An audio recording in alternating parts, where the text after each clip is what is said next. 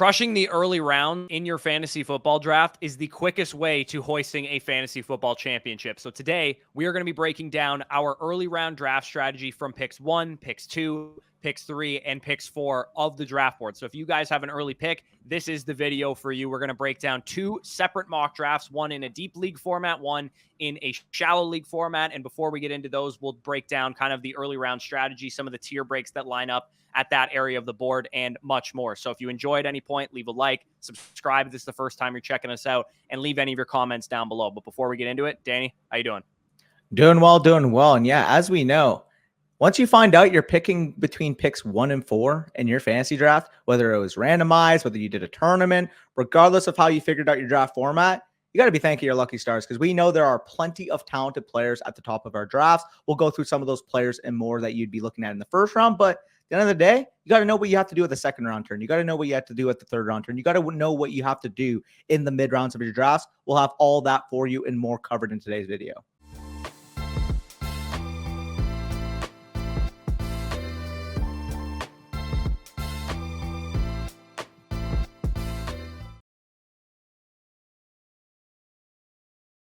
Okay, so last year when we did this, we kind of broke this up into 2 different segments, because picks 1 and 2 last year were Jonathan Taylor and Christian McCaffrey, which obviously would have meant you were adopting a different strategy than picks 3 to 4, which for us in our rankings last year was like Justin Jefferson, Cooper Kupp. This year, we kind of have a similar situation, because Justin Jefferson and Jamar Chase are both of our 101 and 102s. They're both the 101 and 102 on high stakes formats like Underdog Fantasy. But then when you get to picks 3 and 4, there's a little bit more up in the air. For example, some people might have Cooper Kupp ranked there. Some people have Tyreek Hill ranked there. Some people have Christian McCaffrey ranked there. We have Bijan Robinson quite that high as well. So there's going to be a lot to go through. We're going to try and minimize the strategic portion of this video and get right into the mock drafts and show you what we're talking about. But picks 1 and 2, we're going to start with.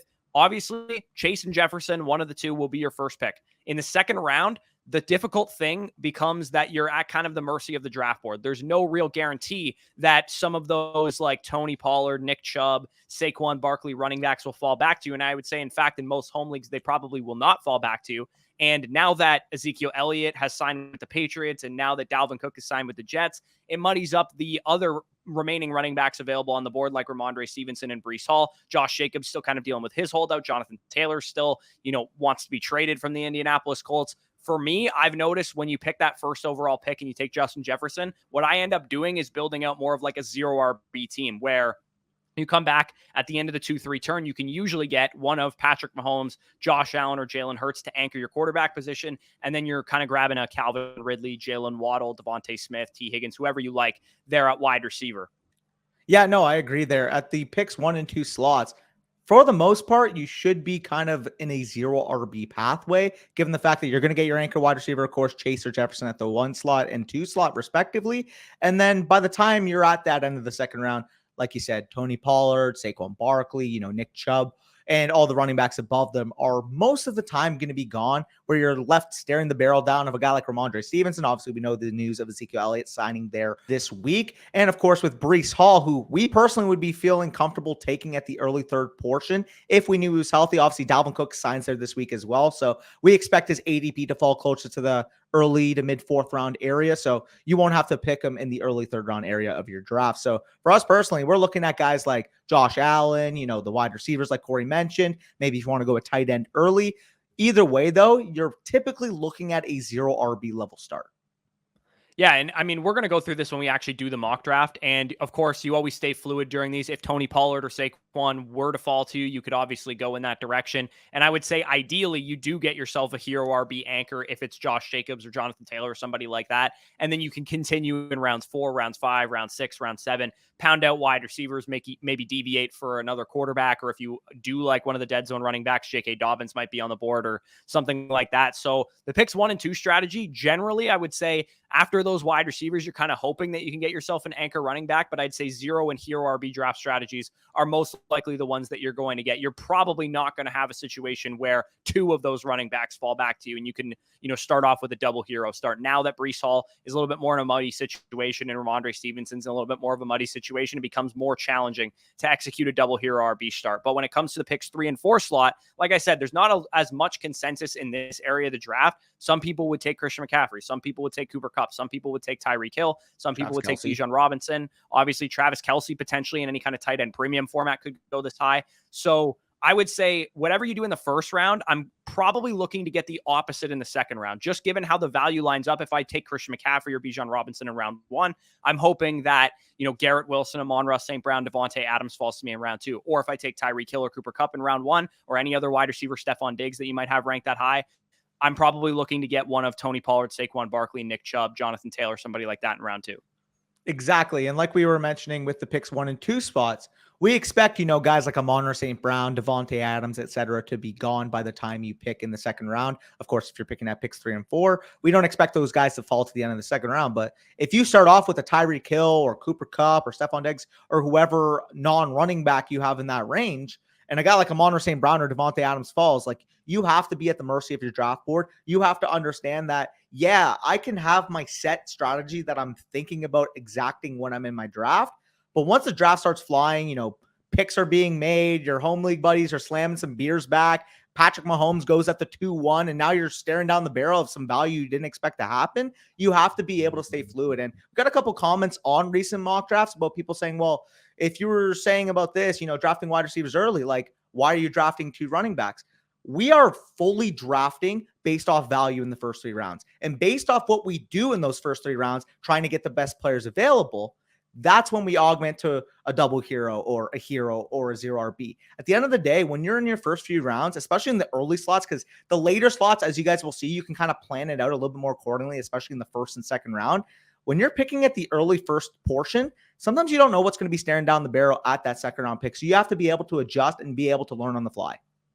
Yeah, absolutely. So we are actually going to keep the strategy portion really short in the picks 3 and 4, picks 1 and 2. Like, we're going to show you exactly what this means. So the first mock draft that we're going to do, Danny's going to be picking from the 1 slot. I'm going to be picking from the 4 slot, which, of course, if you guys watched my draft strategy video, I'm picking from there in my home league. So this obviously is very pertinent to my situation specifically. And we're going to do a league format that's more open and has a lot of flex positions and that kind of thing. It's going to be a 3 wide receiver, 2 flex league for those of you guys that play in deeper leagues. And then the second mock draft that we do for the first 8 to 9 rounds will be from the 2 spot. I'll be picking there. Danny will be picking from the 3 spot, and we'll do a shallower league format so that we're covering all of our bases. Whatever kind of league you guys play in, we should have you covered in that. So we're going to get right into the mock drafts right away. All right, so we're going to start this draft, Danny. Like I said, picking from the 1, probably know what direction you're going in. As we talked about throughout the strategy portion, the real decision point comes with your second and third round pick.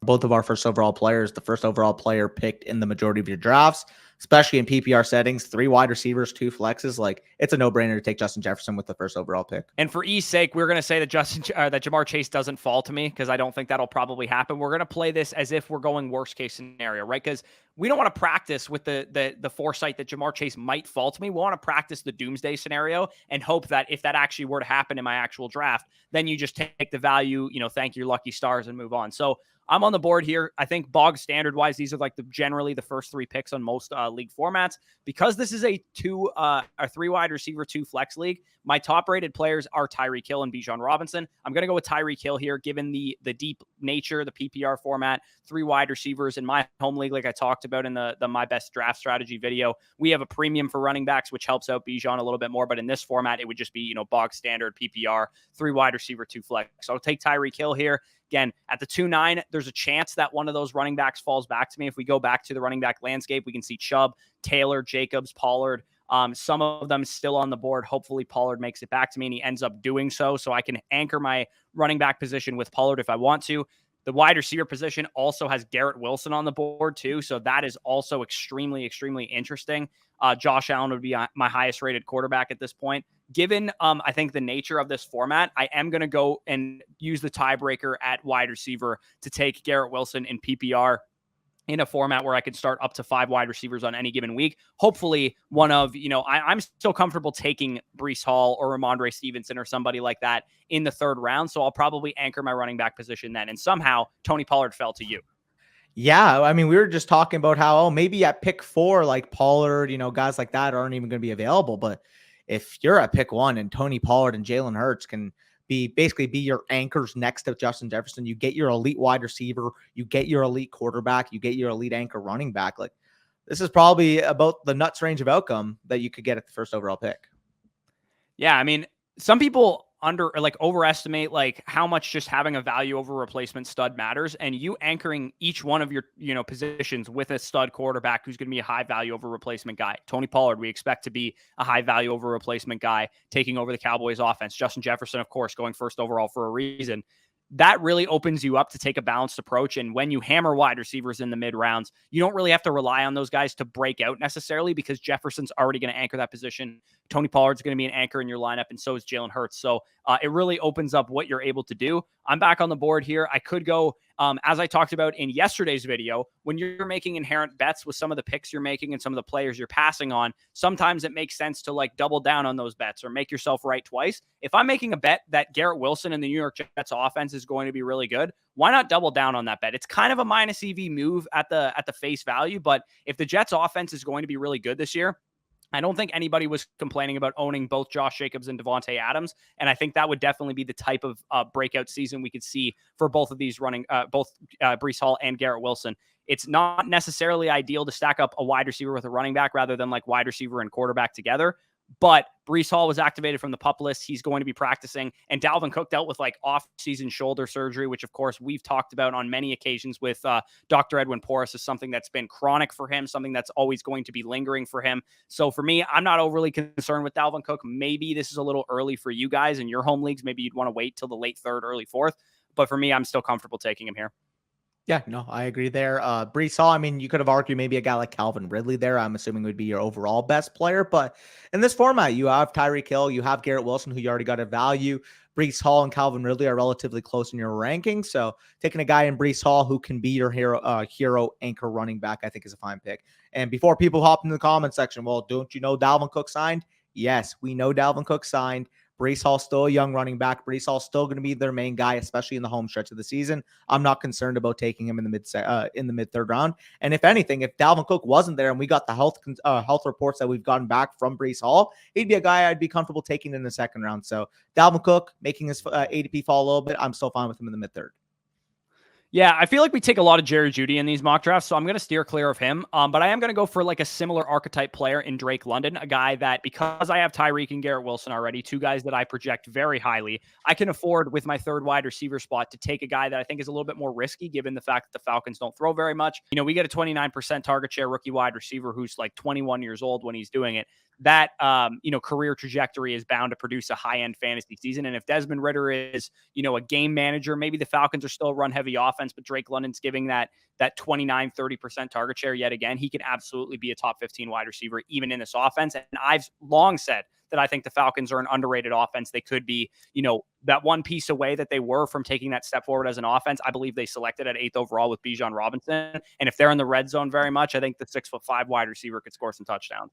Yeah, I agree. I mean, people are pretty much underrating the fact that Marcus Mariota was a complete train wreck for that team, realistically. Like the first 3 weeks, I guess, he had a couple weeks, but realistically for the long term of the season, he was not good.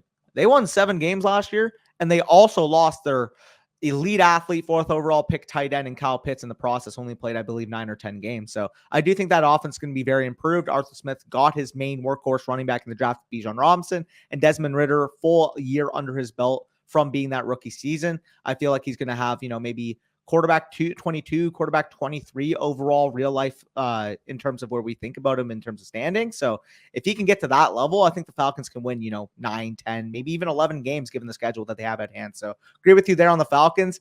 So when you pass on Jerry Jeudy, are you basically saying I can't take him? No, you can take him if you want. I just felt like talking about somebody different. Fair enough. I mean, he's my clear highest player here for the record, everybody watching, but let's get into someone else. I will say Christian Watson here is a really nice value, getting him at the end of the 4th round. You usually see him go in that early to mid 4th round area on underdog. Don't mind getting that level of upside. 3 wide receiver spots, 2 flexes. I'm bolstering one of my wide receivers with a big play upside, young second-year wide receiver. So I don't mind taking him there. And the other guy I will go with is, if I'm not going Jerry Jeudy, would be DJ Moore. So anchor up my 3 wide receivers. I have 3 wide receivers through the first 5 rounds. I don't want to fall behind the 8 ball, especially when I can start 5 per week. Yeah, absolutely. And I decided to try and Galaxy Brain play the ADP game with TJ Hawkinson, and it worked out because I knew Danny wouldn't take him because he's a noted TJ Hawkinson hater. And I also knew that Team 2 wouldn't take him because he has Mark Andrews already. So I grabbed myself an anchor tight end in a PPR format. I think TJ Hawkinson has to be the unanimous tight end 2, even though I love George Kittle. And I think, tight end 3, not tight end 2, even though I love George Kittle and I think he has a lot of big play upside, TJ Hawkinson in what should be one of the most pass heavy offenses in the NFL is definitely the type of guy that you want to invest in at your tight end position if you're going to go with an early tight end. And for me, the early 5th round is about the earliest portion that I would take TJ Hawkinson. I'm not quite on board with like mid 4th round TJ Hawkinson where he sometimes goes. So I'm back on the clock here. Again, I like to, when I'm in like the 5th, 6th round, I do like to take an overview of my team. What kind of offenses have I invested in? I expect the Jets to be better. So that's one check mark there. Miami, I expect to be a good offense. I've taken a little bit of a risk there on Atlanta, but I believe they could be a lot better. And then Minnesota, I'm confident they're going to be a good offense. So I do have some leeway if I wanted to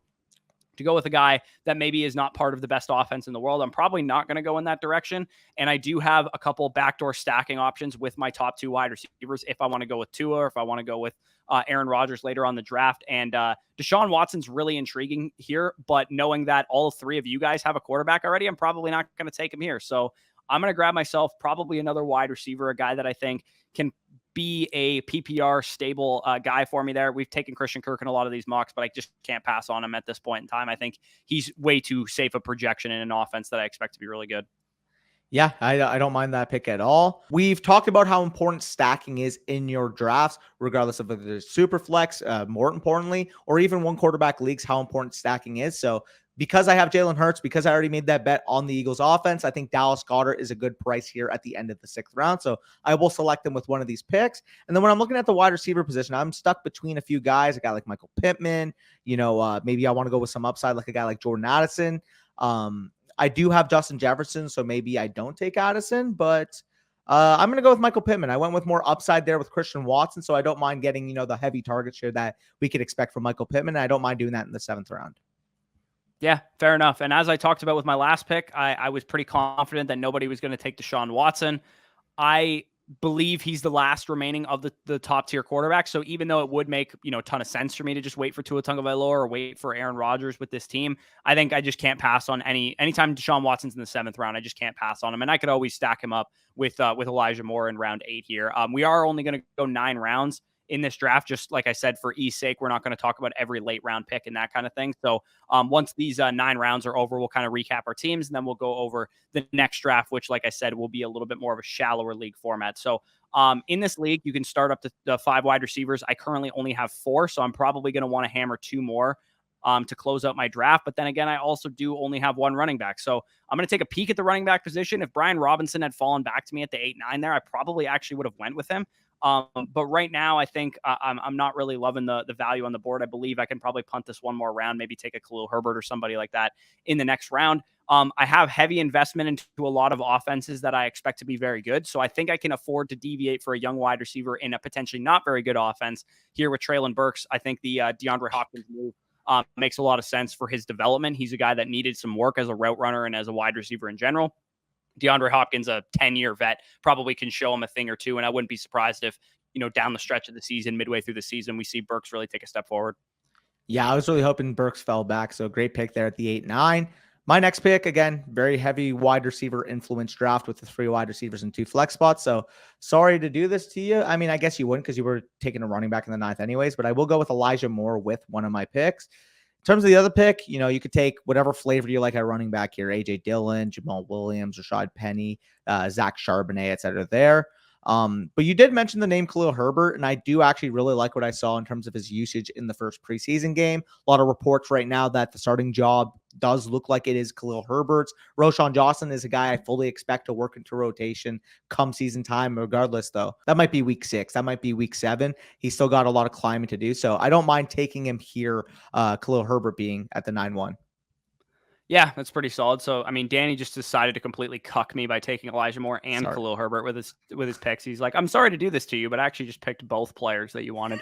I'll grab Gabe Davis. I grab him in a lot of drafts here in the 9th round. Again, it's a 5 wide receiver start that you can start up to. So having 6 deep at wide receiver, if we were going for more rounds than this, I would just hammer like 5 running backs at the end of this draft, try and piece together my RB2 production. Some of you guys might be like, how the hell could you only draft 1 running back through 9 rounds and that guy coming off of a torn ACL? Here's the thing. Realistically, if Breece Hall misses, I'm probably not going to win my league anyway. So me putting all my eggs into the Breece Hall to be my anchor running back shouldn't really surprise you based on all the things that we talked about in the 0 RB and the hero RB draft strategy videos. Both of us kind of end up running a hero RB as we talked about during the strategy portion. This area of the draft can sometimes skew you to go 0 RB straight up, and you probably would have had Tony Pollard not fallen to you there at the 212. So a lot of flexibility with this strategy. I'll quickly go over my team and then you can go over yours. Tyreek and Garrett Wilson were my top 2 rated players. I stuck to my board and just drafted those guys. Could have deviated away from Garrett Wilson for Pollard in my situation potentially, but I did like the possibility of just really making a concerted bet and consolidating my things that I need to get right. If I think the Jets are going to be good, Garrett Wilson and Breece Hall are probably both going to smash. So that's a bet that if that happens, those guys will probably be really good for me. Same way that Josh Jacobs and Devontae Adams together probably would have been very good for people last year. Drake London, I take a little bit of a risk there at wide receiver. Same goes for Treylon Burks, but I do get some guys that project to be number 2 targets and good offenses with Christian Kirk and Gabe Davis. Deshaun Watson and TJ Hawkinson are my elite onesies in this scenario. And I do actually really like the value on both Hawkinson and Watson there. I think both of them probably coming 5 or 6 picks after I have after where I have them ranked. So let's talk about your team and then we'll get into the shallower league mock.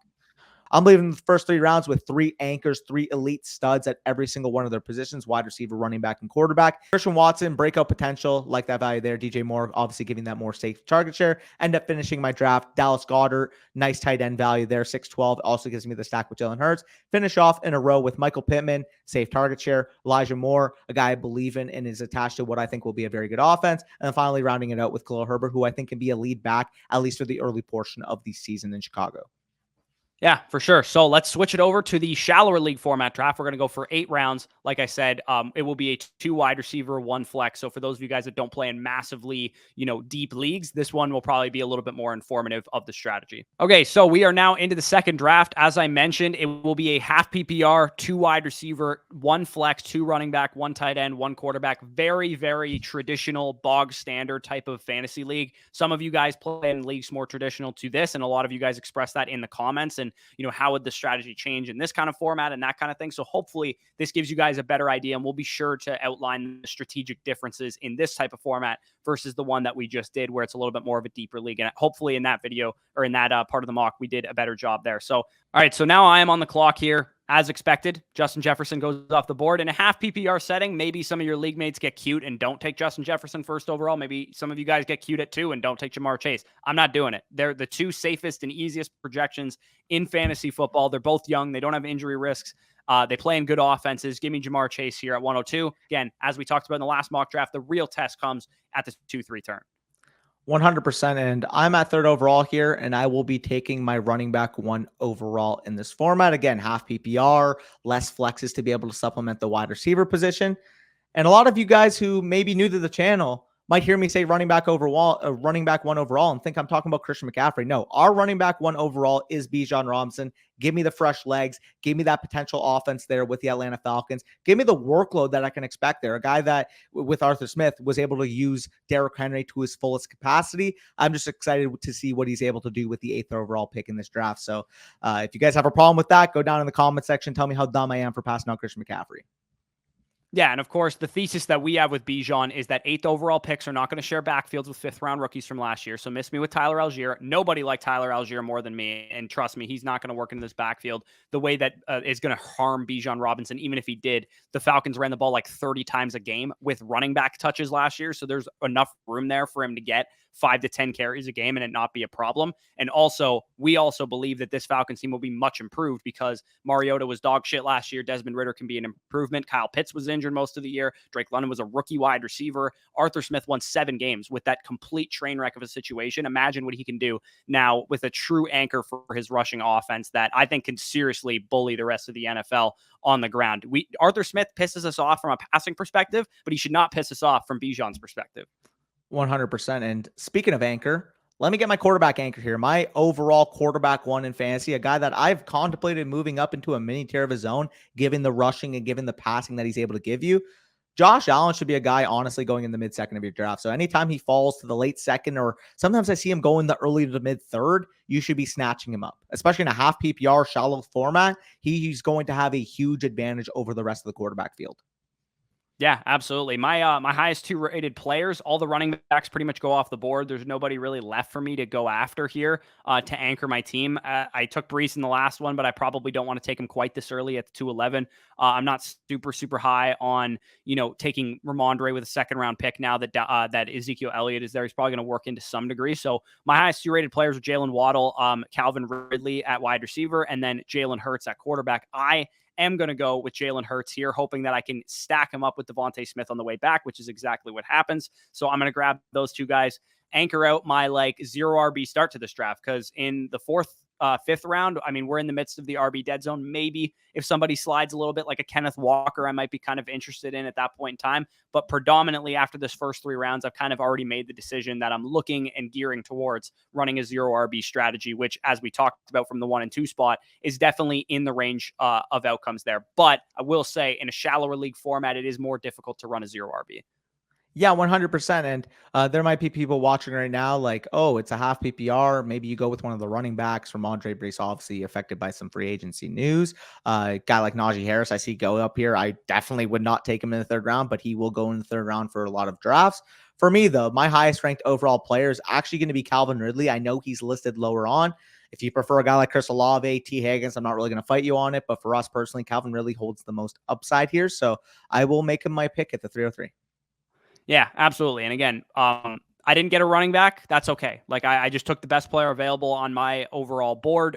So that's the player I went with. And Calvin Ridley technically would have been my best wide receiver available, but to break the tie there, going with the stacking potential there of Devontae Smith and Jalen Hurts. Let's see kind of what I'm looking at on the way back. We see a bunch of running backs go off the board, Brees and Ramondre and Ken Walker and Mixon, all these guys. This is starting to look more like your box standard half PPR, 2 running backs, 2 wide receiver, 1 flex type of boards, where all of these dead zone running backs are off the board at the start of the 3rd round, really.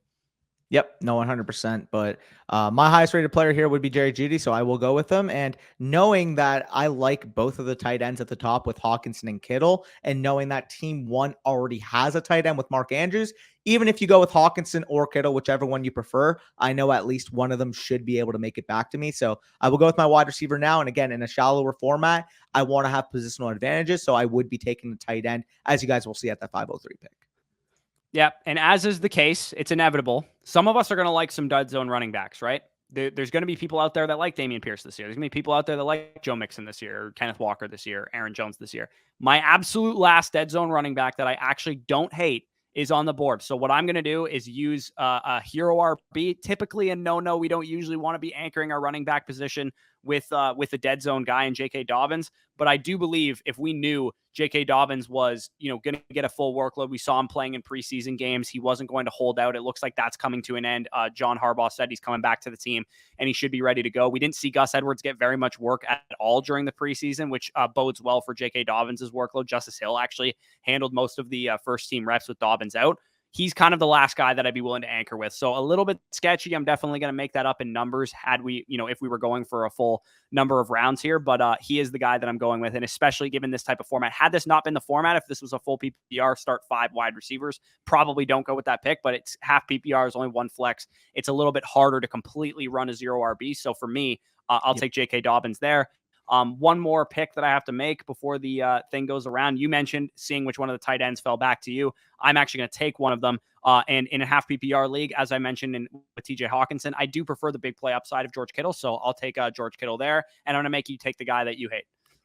I mean, 5th round TJ Hawkinson I can get him board with around there. I think it's fine. It's just when people start reaching in the 4th round, maybe over a guy like Lamar Jackson, one of the running backs, even a guy like Jerry Jeudy, that's where I have pause. But 5th round, you're getting a really good offense. You saw the target share last year once he came on board, so I don't mind getting that. Potentially seeing more touchdown opportunity with more improvements on the offense and passing game as a whole this year in Minnesota. So I'm excited to get him at the 503. Yeah, and I mean, we're not huge believers in Alexander Mattison too. So if the Vikings are throwing a lot in the red zone, that's going to mean good things probably for their tight end, because you'd have to imagine most defensive coordinators, their number 1 priority will be stopping number 18 in the red zone, and that could mean good things for Hawkinson and Jordan Addison alike. So You were on the board here. What are you thinking? I know Mike Williams is a guy that you're really Yeah. high on. He would be your first flex option in this scenario. So let's see what you got. Yeah, so I basically just fist pumped those who are watching and looking at my camera saw me fist pump, but Mike Williams is a guy that I'd be comfortable taking where I took TJ Hawkinson. So getting him here at the 6'10, being my big play upside, again, only a single flex league, having a guy like Mike Williams who can win you a week any given time. We obviously have talked about ad nauseum this Chargers offense and our expectations for it going into the 2023 season. So I will be absolutely ecstatic if I can get Mike Williams at that value. Yeah, and man, I'm at a real crossroads because I am on the verge of taking a second dead zone running back that I actually like, and If you I'm don't, gonna I do will. it. Yeah. Javonte Williams, I'm doing it. I think this is, again, we're getting to the borderline of where the dead zone is. Javonte Williams, if you guys told me right now he was going to be healthy entering the season, we're actually going to see him, according to Sean Payton, play in a preseason game this week. I would be taking Javonte Williams all the way up in the Ramondre Stevenson, Breece Hall, Jahmyr Gibbs, Travis Etienne area. I firmly believe that's where Javonte would be going. If this Broncos offense gets back to anything resembling a functional NFL team, which they were not last year because they were literally the lowest scoring offense in the NFL, Javonte Williams is probably going to smash the 6th round ADP. So again, we don't love drafting dead zone running backs, but there's a couple that I like. Kenneth Walker, if he's available in the mid 4th round or later. J.K. Dobbins, if he's available at the 4-5 turn. And Javonte Williams, if he's on the board at the 6-7 turn. And those are pretty much the only dead zone running backs I like. It just so happened that those guys were actually on the board for me. And also, Tyler Lockett was the guy I was hoping would fall back to me on the way back. And he ends up doing that. In a half PPR league, you kind of want that touchdown upside. So as much as Christian Kirk is a guy that has like a safe projection, I think he's more of like a PPR kind of guy. Tyler Lockett, we've seen the big plays matter a lot for him. So I'll take him there at the 7-2. Yeah, great pick. I was hoping he would fall back. I really like Lockett at the value, especially half PPR. We know the big play upside that he holds, and we expect that Seattle offense to be very good. So love that. I would have taken either of Javonte or Tyler Lockett if they had fallen back to me. You mentioned about venturing into the dead zone for a back that you believe in. I know it's ugly, but I really like David Montgomery in this range. 7th round can be my second running back here. Obviously, the implied value is if Jahmyr Gibbs missed any time, he's the number one running back on what we expect to be, a top 8, top 10 level offense that just saw Jamal Williams score 17, 18 rushing touchdowns this past year. So I really like that. And on top of that, we expect him to be that early between the tackles type of grinder, Jahmyr Gibbs to be the space back. I really like both of them at their current values, both of them at their current ADP. So I will get David Montgomery here and see what type of wide receiver falls back to me, because I do see a lot on the board that I still really like. Yeah, in a shallower league format, I'll be honest, I probably would have went with more of an upside play. Isaiah Pacheco was a second-year running back. There's some uncertainty there with what his role might be. I think we're all assuming that Isaiah Pacheco would just be like an early down grinder, but we do see, rookie year to second-year running backs take a step forward. And also, I mean, James Cook the hype train's kind of leaving the station at the moment. A lot of people are really high on James Cook at this point in time. So he's somebody also that I find myself getting a little bit more interested in. When it's the 8-11, the 8-10 or whatever, I'm okay with a guy like James Cook. Again, it is a shallower league format. I already have my 2 wide receiver spots locked down with Chase and Devontae Smith. I already have my quarterback position locked down with Jalen Hurts. Already have my George Kittle, anchor tight end, Tyler Lockett, my main flex. I'm at a point in the board right now where I'm deciding between, an upside swing in Quentin Johnson, who's been having a lot of drops in practice. I got Gabe Davis, who's, a big play upside type of wide receiver. I think in this format, I'm probably going to grab one more wide receiver just because I'm a little weaker at that position. So I'm going to go here with Quentin Johnson as my last pick, go for a straight upside swing. He's a rookie wide receiver. He's attached to Justin Herbert. If he hits, he could really hit big, and he could be a big time, massive player there. I was actually, had we done more rounds of this, I would have hoped that James Cook would have fallen back to me, but he didn't end up doing that. He went with the very last pick of this draft, but it was a risk I was willing to take. Yeah, and for the record, we kind of just skimmed by it. Jahan Dotson, 8-10. I kind of just, ran up to the podium, 2 seconds, made the pick. There wasn't much to elaborate on other than the fact that this is a guy that should be probably going closer to that 6-7 turn area, and getting him at the 8-10, I'm all for. We saw the big play upside last year. We saw the ability to score touchdowns last year. I do think second year entering what should be a much improved Washington offense, whether that's Sam Howell taking a step, whether that's Eric Bieniemy rubbing off some of that KC magic in this offense, I do think it'll be improved, and I do think Jahan Dotson is going to be one of the main factors for why it improves.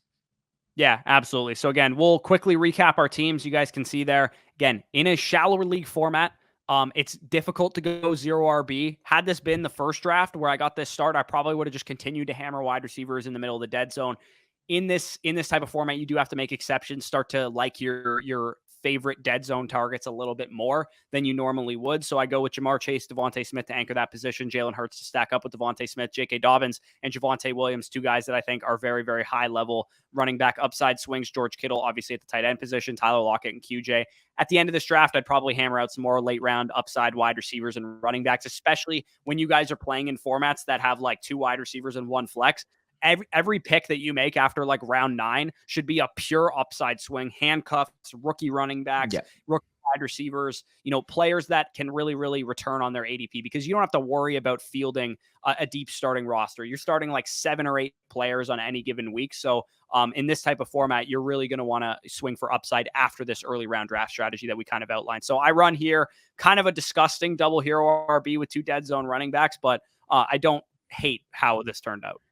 Yeah, and another point I want to make is the larger your starting lineup is, that's where you should be prioritizing your running backs and wide receivers over your onesies. Because if you think about it, if you're starting more running back wide receivers than the onesies on a positional basis week to week, they're going to hold more value. So remember that. Whereas in the shallower format where we're only starting 7 players per week, we are prioritizing the top of their position at the onesies. We want an elite level quarterback. We want a tight end that can be, a top 3 to 5 level guy, because as we know, when you're starting less players, that means that you can get more players, breaking out later on. So for example, a guy like Jahan Dotson in a normal, non-shallow league probably goes in the early 7th round, but because it's a shallower format, these teams are rushing, get their quarterbacks, get their tight ends. We see like 6 tight ends and 4 quarterbacks run off in that 7th, 8th round area. That's going to happen in a lot of home leagues, especially in shallower formats. Once people fill up their starting lineup and see, oh shit, I need a quarterback. Oh shit, I need a tight end. They will push those guys up the board, thus pushing value back down to you. So if you get those early and you avoid those runs, you could build out some pretty nifty teams. And I do think that we built out some pretty dominant teams, if I do say so myself. Yeah, like I said, getting those quarterbacks and those tight ends.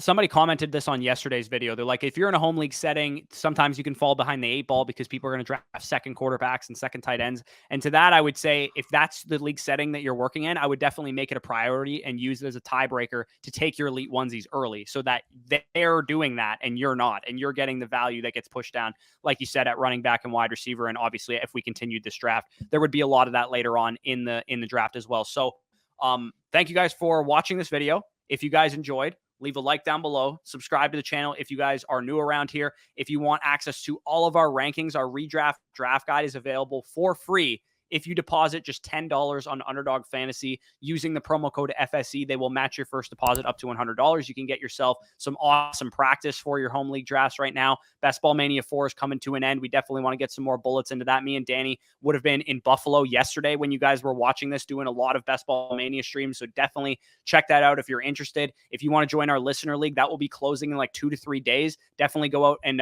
fill out the Google form, link down below in the description, link down below in the pinned comment. Using our promo code on Underdog will get you 1 entry. Using our promo code and being a site member on Flock Fantasy will get you 2 entries to that listener league. If you guys want to play in a league, both me and Danny will be in it. Obviously, we'll be drafting on Sunday when you guys are watching this. So with that being said, peace out. We'll talk to you soon.